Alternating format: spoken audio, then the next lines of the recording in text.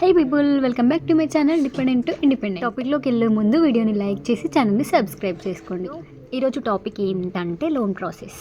Students అబ్రాడ్కి రావాలంటే savings కాకుండా, own money కాకుండా, ఇంకా మనం లోన్ త్రూ రావాలనుకుంటాం కదా, ఎడ్యుకేషన్ లోన్. ఆ లోన్కి ఏమేమి డాక్యుమెంట్స్ కావాలి, లోన్ ప్రాసెస్ ఏంటి, ఎవరిని అప్రోచ్ అవ్వాలి, ప్రాసెస్ స్టెప్ బై స్టెప్ నేను చెప్తాను. లోన్ ప్రాసెస్ దేనికి? లోన్ ప్రాసెస్ అంటే అబ్రాడ్కి వచ్చే వాళ్ళకి లోన్ కావాలి కదా. లైక్ రిచ్ కిడ్స్ అయితే, పైసలు ఉన్న వాళ్ళు అయితే వాళ్ళ ఓన్ మనీతో, ఇంకా వాళ్ళ ఎర్నింగ్స్తో, కొందరు జాబ్ చేసి సేవ్ చేసుకొని ఆ మనీతో వస్తారు. కొందరు ఫాదర్స్ మనీ, లేదంటే బయట తీసుకొని తర్వాత మెల్లగా ఇక్కడ జాబ్ చేసి కట్టుకుందాం లేని ఆ మనీతో వస్తారు. అవి బయట తీసుకోలేని వారు, బయట ఇవ్వలేని వాళ్ళు ఏం చేస్తారు? Education loan. సో ఇప్పుడు ఆ లోన్ కోసం నేను ఆ లోన్కి ప్రాసెస్ ఎలా అనేది చెప్తానమాట. ఫస్ట్ థింగ్ ఏంటంటే, మనకు లోన్ కావాలంటే కోఅప్లికెంట్ కావాలి. కోఅప్లికెంట్ ఎవరు? మన మమ్మీ డాడీ ఆర్ ఎల్స్ మన ఫ్యామిలీలో ఎవరైనా ఒకరు. వాళ్ళు ఎందుకు అంటే, మనం కట్టకపోతే ఇంకొకరు కట్టాలి. లైక్ నామినీ లాగా. ఇంటి దగ్గర అప్పు తీసుకుంటే సాక్షి సంతకం పెడతాం కదా, లైక్ అట్లా అనమాట. అండ్ ఇక్కడ మన కోఅప్లికెంట్ మమ్మీ డాడీ, వీళ్ళిద్దరిలో ఎవరైనా ఒకరు అయి ఉండాలి. మన ఇంట్లో ఇంకా ఇన్కమ్ ఎవరికి వస్తే, ఎవరి పేరు మీద వస్తే వాళ్ళ పేరు మీద. కొందరు ఇంట్లో డాడీ వర్క్ చేస్తే డాడీని తీసుకుంటారు. కొందరు ఇంట్లో మమ్మీయే అప్పర్ హ్యాండ్ ఉంటుంది, మమ్మీ వర్క్ చేస్తుంది. లైక్ బిజినెస్ చేసో, బ్యూటీ పార్లర్స్, స్టిచ్చింగ్, ఇంక ఇట్లా చేసి వాళ్ళకి ఎక్కువ ఇన్కమ్ వస్తే వాళ్ళని పెట్టుకోవచ్చు అనమాట.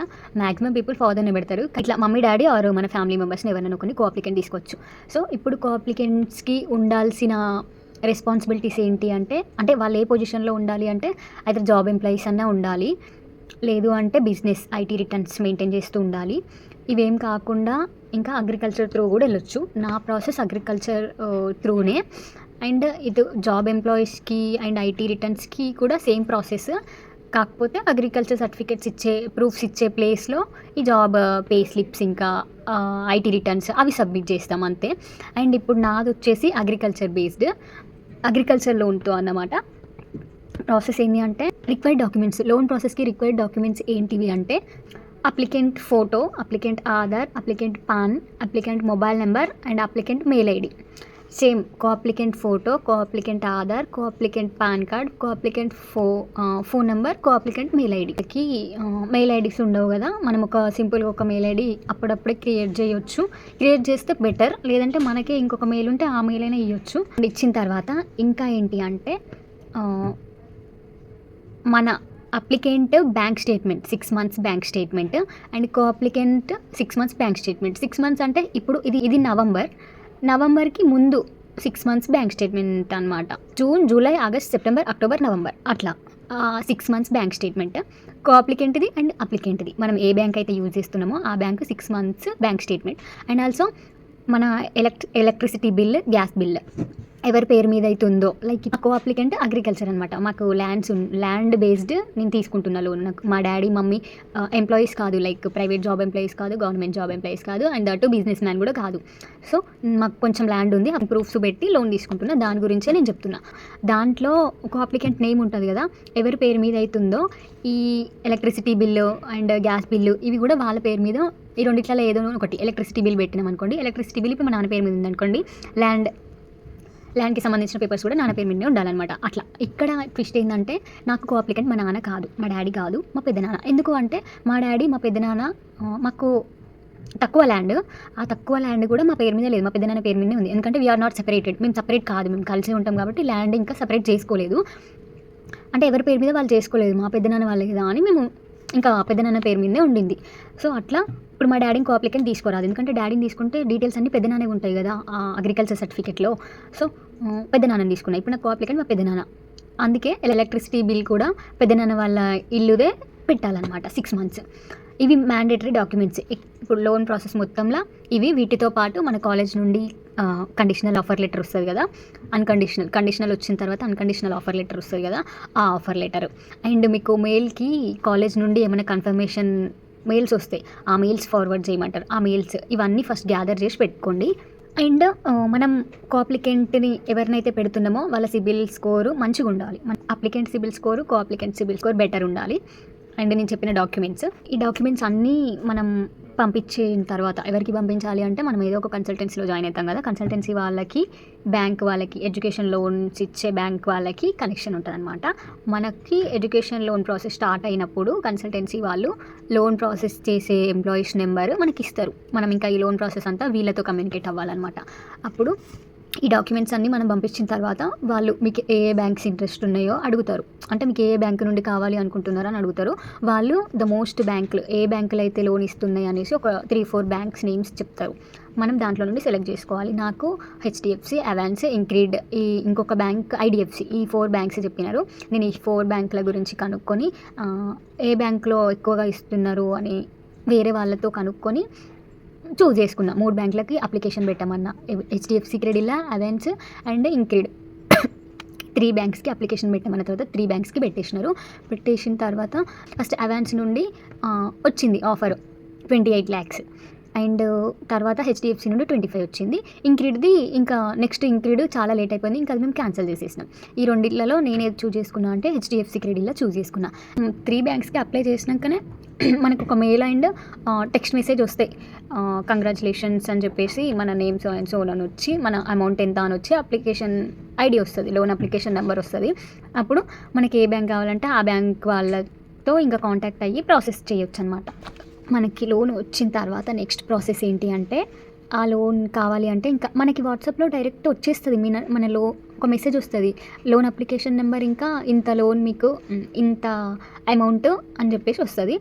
తర్వాత ఇంకా మనం వాళ్ళతో నెగోషియేషన్ గురించి మాట్లాడాలి. అంటే లైక్ ప్రాసెస్ చేయాలి అంటే ఫస్ట్ లోన్ వచ్చింది అని మనకు కన్ఫర్మేషన్ వచ్చిన తర్వాత శాంక్షన్ లెటర్ కావాలి కదా. శాంక్షన్ లెటర్ కోసం ఫస్ట్ పిఎఫ్ కట్టాల్సి ఉంటుంది. అంటే లోన్ వచ్చినాక పిఎఫ్ ఎంత, రేట్ ఆఫ్ ఇంట్రెస్ట్ ఎంత, ఇన్సూరెన్స్ ఎంత, ఇవన్నీ డీటెయిల్స్ వస్తాయి మనకు మెయిల్లో. ఆ మెయిల్లో పిఎఫ్ ఇంత అని ఇచ్చిన అనుకోండి, సర్టెన్ అమౌంట్ ఇస్తాడు. ఆ సర్టెన్ అమౌంట్ నాకు 36,000 చేంజ్ ఇచ్చినాడు. అండ్ ఆ 36,000ని తగ్గించుకోనికి కూడా ఉంటుంది. మనం వాళ్ళని రిక్వెస్ట్ చేయొచ్చు, అడగొచ్చు. ఇఫ్ ఇన్ కేస్ వాళ్ళు ఒప్పుకున్నారు అనుకోండి మనం తగ్గించుకోవచ్చు. వాళ్ళు ఒప్పుకోకపోతే ఏం చేయలేము. నాకు ఒప్పుకున్నారు, నేను కొంచెం తగ్గించినారు. అండ్ పిఎఫ్ అమౌంట్ తగ్గించిన తర్వాత మనం పిఎఫ్ పే చేయాల్సి ఉంటుంది. పిఎఫ్ పే చేస్తేనే మనకు లోన్ శాంక్షన్ లెటర్ రిలీజ్ చేస్తారు. లోన్ శాంక్షన్ లెటర్ అంటే దాంట్లో ఇంకా మొత్తం టోటల్ లోన్కి సంబంధించిన డీటెయిల్స్ అన్నీ ఉంటాయి. అంటే లోన్ అప్లికెంట్ పేరు, కో అప్లికెంట్ పేరు, నీకు లోన్ ఎంత వచ్చింది, రేట్ ఆఫ్ ఇంట్రెస్ట్ ఎంత పడుతుంది, అండ్ నువ్వు ఏ మంత్ నుండి ఇన్స్టాల్మెంట్ స్టార్ట్ చేయాలి, అండ్ ఇంకా నీ పిఎఫ్ ఎంత కట్ అయింది, ఇవన్నీ డీటెయిల్స్ వస్తాయి దాంట్లో. ఆ లెటర్తోని మనం వీసా ప్రాసెస్ చేసుకోవచ్చు అనమాట. లోన్ శాంక్షన్ లెటర్తోని మనం ఈ లోన్ ప్రాసెస్లో రేట్ ఆఫ్ ఇంట్రెస్ట్ ఇంకా పిఎఫ్ దగ్గర తగ్గించుకోవచ్చు అనమాట. కానీ నాకు పిఎఫ్ దగ్గర తగ్గించినారు కానీ లోన్ ప్రాసెస్ అస్సలు తగ్గించలేరు. 12.25 అది the best rate of interest అంట. అంటే అంతకంటే తక్కువ హెచ్డిఎఫ్సి క్రెడిట్లో అంతకంటే తగ్గించరంట. ఇఫ్ ఇన్ కేస్ తగ్గియాలి అంటే మనం ఇట్లా అగ్రికల్చర్ ఇన్కమ్తో కాకుండా వాళ్ళకి శాలరీడ్ లేదంటే ఐటీ రిటర్న్స్, ఏమన్నా ల్యాండ్ ప్రూఫ్స్, మన హౌస్ డాక్యుమెంట్స్ కానీ, జాబ్ డాక్యుమెంట్స్ కానీ, లేదంటే బిజినెస్ డాక్యుమెంట్స్ కానీ, ఈ డాక్యుమెంట్స్ అడిగినారు. ఇఫ్ ఇన్ కేస్ మనం ఆ డాక్యుమెంట్స్ పెట్టుంటే రేట్ ఆఫ్ ఇంట్రెస్ట్ తగ్గిస్తారంట. కానీ నాకు ఆ డాక్యుమెంట్స్ ఏవి లేవు. వితౌట్ డాక్యుమెంట్స్ నేను ఏ ఒక్క ప్రూఫ్ కూడా లేదు. నాకు జాబ్స్ ఏం లేదు, ఐటీ రిటర్న్స్ లేవు, హౌస్ కూడా నేను పెట్టలేదు. జస్ట్ మాకున్న కొంచెం ల్యాండ్ మీద వస్తుందా లేదా అన్న ట్రై చేసినాం. అసలు వస్తుందని అస్సలు అనుకోలేదు. ఎందుకంటే మ్యాక్సిమం 4 acres ఉండాలి, మినిమం 4 acres ఉండాలి ల్యాండ్ అగ్రికల్చర్ లోన్ రావాలంటే. కానీ మాకు మాది పెద్దనాన్నది, పెద్దనాన్న పేరు మీదే ఉంది. ఇద్దరిది కలిపినా కూడా 3 acres కాదు, 2.5 కూడా కాదు. అయినా కూడా నాకు 25 lakhs వచ్చింది. సో ఎవ్వరు మాకు ఇంతే ఉంది, అసలు ట్రై కూడా చేయకుండా మాకు ఇంతే ల్యాండ్ ఉంది, వస్తుందా రాదా, అసలు లోన్ రాదు అని డిసప్పాయింట్ అవ్వకూడదు. ఫస్ట్ ట్రై చేయండి. నేనైతే అసలు వస్తుందా, ఎంత వస్తే అంత, 5 lakhs వస్తే 5 lakhs, 10 lakhs వస్తే 10 lakhs అని అప్లై చేసేసిన. కానీ అదృష్టం అని 25 lakhs వచ్చింది. నాకు కరెక్ట్ 25 lakhs కరెక్ట్ సరిపోయినాయి. ఎడ్యుకేషన్కి మొత్తం 25 lakhs కరెక్ట్ సరిపోయినాయి.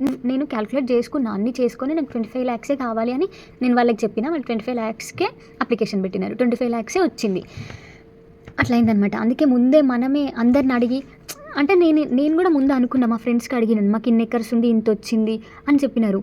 అండ్ కన్సల్టెన్సీ వాళ్ళు కూడా చాలా హార్డ్ వర్క్ చేసినారు. అసలు నా లోన్ ప్రాసెస్కే చాలా ఇబ్బంది అయింది. అండ్ వాళ్ళు కూడా ఫస్ట్ ఏమన్నారంటే, ఇంతే కదా, అంటే కష్టం అవుతుంది కానీ వీళ్ళు ట్రై అని నాకు సపోర్ట్ ఇచ్చినారు. ట్రై చేసినారు, వాళ్ళు చాలా ట్రై చేసినారు.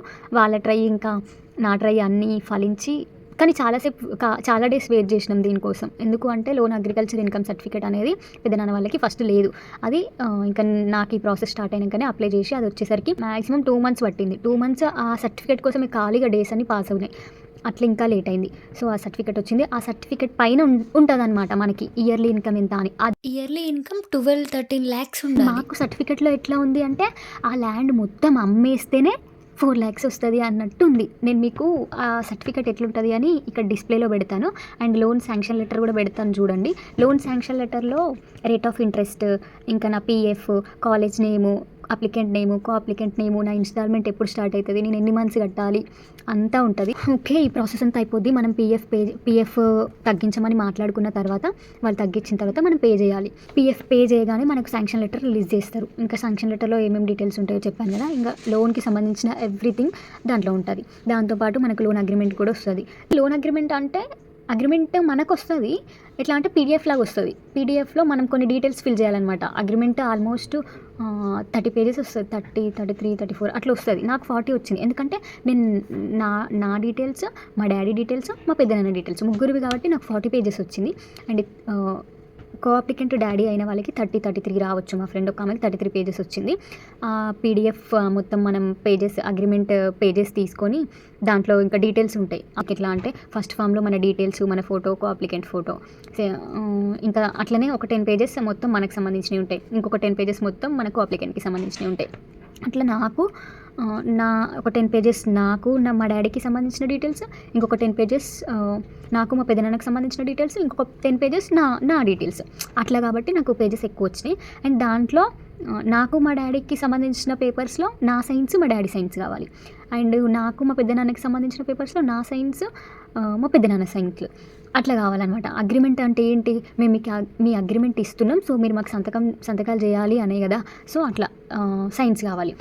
ఈ అగ్రిమెంట్ మీద సైన్లన్నీ అయిపోయిన తర్వాత ఒక దగ్గర ఇప్పుడు మనం కో అప్లికెంట్ బ్యాంక్ ఉంటుంది కదా, మా పెద్దనాన్న కో అప్లికెంట్ కాబట్టి మా పెద్దనాన్నది ఎస్బీఐ బ్యాంక్కి వెళ్ళి ఆ బ్యాంక్ మేనేజర్తో కూడా మేము సైన్ చేయించినాం. ఎందుకంటే అది ఫైనల్, అంటే మీ స్టూడెంట్ అబ్రాడ్ వెళ్తుంది, మేము ఎడ్యుకేషన్ లోన్ శాంక్షన్ చేసాము, సో ఆమె కో అప్లికెంట్ మీ బ్రాంచ్లోనే ఒక మెంబరు, అవునా కాదా అనేసి ఒక ఫామ్ ఉంటుంది అనమాట.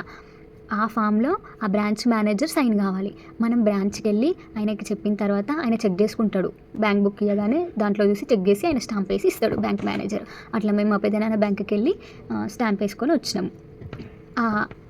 ఇవన్నీ వాళ్ళకి పంపించాలి. ఎట్లా అంటే ఇప్పుడు వాళ్ళు మనకి పీడిఎఫ్ పంపిస్తారు కదా, మనం వాటిని హార్డ్ కాపీస్ తీసుకొని ఫిల్ చేసి వాటన్నిటిని హార్డ్ కాపీస్ తీసుకొని సైన్స్ ఇంకా నేమ్స్ దాంట్లో ఫిల్ చేయాల్సింది ఏమి ఉండదు, జస్ట్ మన సిగ్నేచర్స్ అంతే, మన నేమ్స్ రాయాలంతే. అవి రాసి మళ్ళీ పిన్ చేసి హెడ్ ఆఫీస్ ఎక్కడ ఉంటుంది, లైక్ కొందరికి ఢిల్లీలో ఉంటుంది, కొందరికి ముంబైలో ఉంటుంది. నాది వచ్చేసి ముంబై అనుకుంటా, ఐ థింక్ సో ముంబై. అక్కడికి మనం పోస్ట్ చేయాలన్నమాట. పోస్ట్ చేసేటప్పుడు అగ్రిమెంట్కి applicant Aadhaar, co applicant Aadhaar, applicant PAN, co applicant PAN and applicant passport, ఇవన్నీ దానికి అటాచ్ చేసి మనం పోస్ట్ చేయాలన్నమాట. ఆఫ్లైన్లో పోస్ట్ చేయాలి, ఆన్లైన్లో కూడా చేస్తారు, కానీ నాకు ఆఫ్లైన్ చేయమన్నారు, నేను ఆఫ్లైన్ చేసేసిన. ఓకే, లోన్ అగ్రిమెంట్ పోస్ట్ చేసిన తర్వాత ఇండియాలోనే మనకి హెచ్ఎస్బీసీ అకౌంట్ ఒకటి తీస్తారు. అది ఇండియాలో హెచ్ఎస్బీసీ అకౌంట్. దాంతో ఏం యూజ్ ఉండదా అంటే ఉంటుంది. ఎట్లుంటుంది అంటే ఒకవేళ మనం ఇండియాలో ఉండగానే డిస్బర్స్ చేసుకున్నాం అనుకోండి అమౌంట్, ఆ డిస్బర్స్ చేసుకున్న అమౌంట్ హెచ్ఎస్బీసీ అకౌంట్లో 006 అని ఒకటి ఉంటుంది, సేవింగ్స్ అకౌంట్ అని ఒకటి ఉంటుంది. దాంట్లో వాళ్ళు ఉంచుతారు 006 అకౌంట్లో. మనకు కనిపిస్తుంది అనమాట. ఇంకా ఎప్పటికీ మనం చూసుకోవచ్చు మన అకౌంట్లో మనీ ఉందా లేదా అని చూసుకోవచ్చు. కొన్నిసార్లు ఫ్రాడ్ జరిగి ఆ మనీ డిసపియర్ అయిపోద్ది అనమాట. అట్లా మనం చెక్ చేసుకోవచ్చు. సో డిస్బర్స్మెంట్ ఇండియాలో ఉన్నప్పుడు డిస్బర్స్మెంట్ చేసుకుంటే ఖర్చులకు కావాలి అంటే వాళ్ళు సర్టెన్ అమౌంట్ 2 lakhs 3 lakhs అట్లా 007కి ట్రాన్స్ఫర్ చేస్తే దాని నుండి మనం ఇండియా అకౌంట్కి లైక్ ట్రాన్సాక్షన్స్ చేసుకొని వాడుకోవచ్చు అనమాట. అట్లా హెచ్ఎస్బీసీ అకౌంట్ యూజ్ అవుతుంది. అండ్ ఇంకొకటి మనకి ఫారెక్స్ కార్డ్ అని ఒకటి ఉంటుంది. ఫారెక్స్ కార్డ్ అంటే ఇప్పుడు ఎంబటే మనం ఇక్కడికి వస్తాం కదా, యూకేకి వచ్చినాక వెంటనే మనకి ఎవరైనా ఉన్నారు మన రిలేటివ్స్, బ్రదర్స్, సిస్టర్స్ అంటే వాళ్ళు హెల్ప్ చేస్తారు. ఎవరు లేకపోతే మనం ఇక్కడ పౌండ్స్ ఎట్లా అరేంజ్ చేసుకుంటాం. మనకి ఇప్పుడు ట్యాప్ చేయాలి. ఇప్పుడు ఎయిర్పోర్ట్లో దిగిన తర్వాత బయటికి రావాలంటే అక్కడ ట్యాప్ చేయాల్సి వస్తుంది. లైక్ ఇప్పుడు మెట్రో కార్డ్ ట్యాప్ చేస్తాం కదా, అట్లా ఇక్కడ ఏటీఎం కార్డుల లాగా ఆ కార్డు అనమాట. దాంట్లో పౌండ్స్కి కన్వర్ట్ చేసి వేయమంటే వేస్తారు వాళ్ళు. 3 lakhs వరకే వేస్తారు, 3 lakhs కంటే ఎక్కువ వేయరు. 3 lakhs కూడా నాకు రిక్వెస్ట్ చేయంగా వేసినారు, కానీ ఆ కార్డు నేనేం వాడలేదు. ఆ కార్డుకి యాక్సెస్ ఉంటుంది, మనం పాస్వర్డ్స్, లాగిన్ క్రెడెన్షియల్స్ దాంట్లో వస్తే వాళ్ళకు ఒక కిట్ ఇస్తారు మనకి. ఆ కిట్లో పాస్వర్డ్, లాగిన్ క్రెడెన్షియల్స్ వస్తే అవి చూసుకొని మనం ఆ సెటప్ ఉంటుంది. దానికి లిమిట్ ఇంత లిమిట్, మనం ట్రాన్సాక్షన్స్ చేయాలంటే డైలీ ఇంత లిమిట్, క్యాష్ విత్డ్రాల్ చేయాలంటే ఇంత లిమిట్, డిపాజిట్ చేయాలంటే ఇంత లిమిట్ అని అవన్నీ సెట్ చేసుకున్న తర్వాత కార్డు యూజ్ చేయాలన్నమాట. ఓకే, ఈ ప్రాసెస్ మొత్తంలో మీరు అలర్ట్గా ఉండాల్సింది ఎక్కడ అంటే డిస్బర్స్మెంట్ దగ్గర.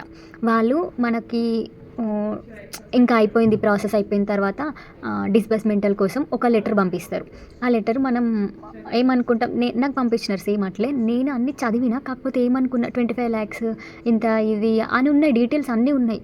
ఇంత వచ్చింది 25 lakhs డిస్బర్స్మెంట్ అని అంటే ఓకే, నాకు వచ్చింది 25 lakhs కదా, దాని గురించే కదా లెటర్ అనేసి నేను సైన్స్ మా కోఅప్లికెంట్స్తో పెట్టించిన, నేను పెట్టిన, అయిపోయింది. కానీ తీరా చూస్తే వాళ్ళు డైరెక్ట్ 25 lakhs ఇండియాలో ఉన్నప్పుడే డిస్బర్స్ చేసినారు. కానీ ఓకే, డిస్బర్స్ చేసినారు, పని ఏముంది, మనకు కావాల్సిందే డిస్బర్స్మెంట్ కదా అని అనుకుంటారేమో. కానీ నా ప్రాసెస్ 28 days ముందు డిస్బర్స్మెంట్ చేస్తుంటే ప్రాబ్లం ఏం లేదు. కానీ 28 days నాకు లేదు. ఇప్పుడు వీసా దగ్గర ప్రాబ్లం అవుతుంది మనకి. ఎందుకు అంటే వీసా దగ్గర 28 days ఫండ్స్ చూపించాలి, లేదంటే లోన్ శాంక్షన్ లెటర్ చూపించాలి. ఇప్పుడు నేను లోన్తో పోదాం అనుకున్నా కాబట్టి లోన్ శాంక్షన్ లెటరే చూపించాలి. లోనోడు డిస్బర్స్మెంట్ చేసిన తర్వాత డిస్బర్స్మెంట్ అని వాళ్ళకి వచ్చేస్తుంది. నువ్వు ఆల్రెడీ తెచ్చుకున్నావు, పైసలు తీసుకున్నావు ఇండియాలో ఉన్నప్పుడే. తీసుకున్నాక నువ్వు వీడనే అన్ని ఖర్చు పెడితే ఆడికైనాక ఎట్లా, నువ్వు వీడ కోసమే తీసుకున్నావు, నువ్వు చదువుకోవడానికి పోవడానికి తీసుకోలే అని అనుకుంటాడు అనమాట. సో అది ఆ డిస్బర్స్మెంట్ 28 days ముందైనా బాగుండు, 28 days ఫండ్స్ చూపించుకొని వెళ్ళొచ్చు. కానీ 20 days అట్లా ఉన్నప్పుడు డిస్బర్స్ చేసినారు. సో నాకు ఇప్పుడు అది మైనస్ అయిపోయింది. ఇప్పుడు ఏం చేయాలి, లోన్ శాంక్షన్ లెటర్ చూపించడానికి లేదు, 28 days ఫండ్స్ చూపించడానికి లేదు. నేను కన్సల్టెన్సీ వాళ్ళకి చెప్పిన, ఇట్లా వాళ్ళు HDFC క్రెడిట్ వాళ్ళతో టైఅప్ అయ్యి మాట్లాడితే, మేము ఫామ్ పంపిస్తే మీరే కదా సైన్ చేసినారు అన్నట్టుగా మాట్లాడారు. నేను చేసిన కదా సైన్స్ అన్నీ. అంటే నేనేమనుకొని చేసిన అంటే అగ్రిమెంట్, అది డిస్బర్స్మెంట్ అగ్రిమెంట్ కాదు, జస్ట్ 25 lakhs ఇస్తున్నాం అన్నట్టుగా ఒక లెటర్, దానిపైన సైన్స్ చేయాలి కదా అన్నట్టుగా చేసిన. అక్కడ మైనస్ అయిపోయింది. సో ఇప్పుడు మనకి వర్కౌట్ అవ్వదు కదా. అయినా ఇంకా బ్యాంక్ వాళ్ళు కూడా పాజిటివ్గానే రెస్పాండ్ అయ్యి ఇంకా మీకు వేరే శాంక్షన్ లెటర్ ఇస్తాము అనేసి మళ్ళీ కొత్తది క్రియేట్ చేసి శాంక్షన్ లెటర్ ఇచ్చినారు. నేను ఇంకా వీసా అప్లై చేసేటప్పుడు డిస్బర్స్ అయ్యింది అని చెప్పుకోకుండా వీసా లెటర్తోనే వచ్చిన అనమాట. సో మీరు ఏం చేయండి అంటే, అసలు ఇండియాలో ఉన్నప్పుడు డిస్బర్స్ చేసుకోకండి. డిస్బర్స్ చేసుకోకండి అని కాదు, మీకు కావాలి అంటే చేసుకోండి, చేసుకుంటేనే మనీ దగ్గర నాకు కొంచెం బెనిఫిట్ అయింది. కాకపోతే ఇంకా డిస్బర్స్మెంట్ చేసుకొని లోన్ లెటర్తోనే వచ్చేయండి. మళ్ళీ డిస్బర్స్మెంట్ లెటర్స్ పెట్టడాలు అవన్నీ చూసుకోండి అని చెప్తున్నా. అట్లా చేయకండి ప్రాసెస్ అని కాదు, ఇట్లా చేస్తేనే మనకు బెనిఫిట్. ఎందుకంటే మనీ పరంగా అయినా మనకు కొంచెం హెల్ప్ఫుల్గా ఉంది. అండ్ ప్రాసెస్ రీచెక్ చేసుకోండి అంతే. ఏ డాక్యుమెంట్స్ పైన సైన్స్ చేస్తే మాత్రం రీచెక్ చేసుకోండి, అసలు ఎందుకు సైన్ చేస్తున్నాం, మనం చెయ్యాలి కరెక్టేనా కాదా అని రీచెక్ చేసుకొని మీరు ఒకసారి మాట్లాడుకొని కన్సల్టెన్సీ వాళ్ళతో కూడా ఇది ఇట్లా ఇచ్చినారు అనేసి మాట్లాడి కన్ఫర్మ్ చేసుకున్న తర్వాత సైన్స్ చేయండి. సో నేనేం చెప్తున్నా అంటే, డిస్బర్స్ చేసుకోకండి అని కాదు, చేసుకున్నా సరే కానీ సంతకాలు పెట్టేటప్పుడు చూసుకొని పెట్టండి అని చెప్తున్నా. అది ఇది ప్రాసెస్. ఇంకా తర్వాత నాకైతే ఇప్పుడు ప్రాబ్లం అవుతుంది ఏంది అంటే, నేను కోఅప్లికెంట్ అకౌంట్ నుండి ఆటో డెబిట్ ఉంది, అది మీరు ముందే కనుక్కోండి. అంటే ఇప్పుడు కోఅప్లికెంట్కి అంటే ఆబ్వియస్లీ ఎవరు ఇట్లా పెద్దనాన్నది పెట్టదు అనుకుంటా, డాడీదే పెడతారు కాబట్టి ప్రాబ్లం ఏమి ఉండదు. ఇఫ్ ఇన్ కేస్ ఎవరైనా పెట్టాలి అనుకున్న వాళ్ళు ముందే కనుక్కోండి. నేను ఇప్పుడు పెట్టుకుంటున్నా కదా, తర్వాత నేను అక్కడికి వెళ్ళిన తర్వాత నా బ్యాంక్ నుండి ఆటో డెబిట్ అవ్వడానికి చేంజ్ చేసుకోనికి వస్తుందా, లేదంటే మా డాడీ బ్యాంక్ నుండి ఆటో డెబిట్ అవ్వడానికి చేంజ్ చేసుకోనికి వస్తుందా అని ఒక క్వశ్చన్ ముందే అడిగి వాళ్ళకి చెప్పి పెట్టండి, తెలుసుకోండి. నేను అది తెలుసుకోకుండా పెట్టేసిన, ఇప్పుడు అసలు ఏం రెస్పాన్స్ లేదు, అవ్వదు అని చెప్పేసారు. ఇంకా ట్రై చేస్తున్నా, అది ఏమైద్దో ఇంకా తెలియదు. అండ్ ఇంకా ఏమైనా డౌట్స్ ఉంటే కన్సల్టెన్సీ వాళ్ళు చాలా హెల్ప్ చేస్తారు. అండ్ లోన్ వాళ్ళు కూడా బాగానే రెస్పాండ్ అవుతారు. కానీ సంతకాలు పెట్టేటప్పుడు, సైన్స్ చేసేటప్పుడు మాత్రం జాగ్రత్తగా చూసుకొని చేసుకోండి. ఓకే, ఈ వీడియోలో ఇది నేను చెప్పాలనుకుంది. ఏమైనా తప్పుంటే I'm so sorry. And thank you for watching. Please వీడియోని లైక్ చేయండి, ఛానల్ని సబ్స్క్రైబ్ చేసుకోండి. Bye bye.